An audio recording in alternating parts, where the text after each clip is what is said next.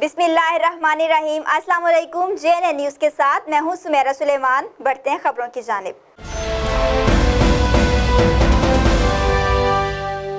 Punjab health care commission ने 2.5 साल बाद हेड राजकां के डॉक्टर के खिलाफ फैसला सुना दिया। 2.5 साल कबल डॉक्टर और अमला की गफलत से खातून जाँ बहक हुई थी। पंजाब हेल्थ केयर कमीशन ने 2 लाख रुपए जुर्माना और अस्पताल में किसी किस्म का ऑपरेशन न करने का फैसला सुना दिया। डॉक्टर मोहम्मद अफजल मुस्लिम लीग काफ के मौजूदा MPA भी हैं। मजीद अफसलात जानते हैं आफ्ताब अनवर की इस रिपोर्ट में। यजमान के नोही इलाका हेड राजगाह में काफ लीग के मुकामी MPA डॉक्टर अफजल के निजी अस्पताल में 2.5 साल कबल अफशा नामी लड़की को ऑपरेशन के लिए लाया गया, जहां पर नॉन क्वालिफाइड स्टाफ और डॉक्टर्स ने ऑपरेशन कर दिया, जिससे अफशा बीबी जाँ बहक हो गई थी। लड़की के वर्सा ने पंजाब हेल्थ केयर कमीशन को दरख्वास्त दी, जिस पर पंजाब हेल्थ केयर कमीशन ने मुकामी MPA डॉक्टर अफजल को कसूरवार ठहराया और उनको 2 लाख रुपए जुर्माना जबकि लापरवाही बरतने पर निजी अस्पताल में हर किस्म के ऑपरेशन करने की पाबंदी आयद कर दी गई। फैसले के मुताबिक मुकामी MPA फौरी तौर पर जुर्माना अदा करेंगे और अस्पताल में किसी किस्म का ऑपरेशन करने की भी इजाजत ना होगी,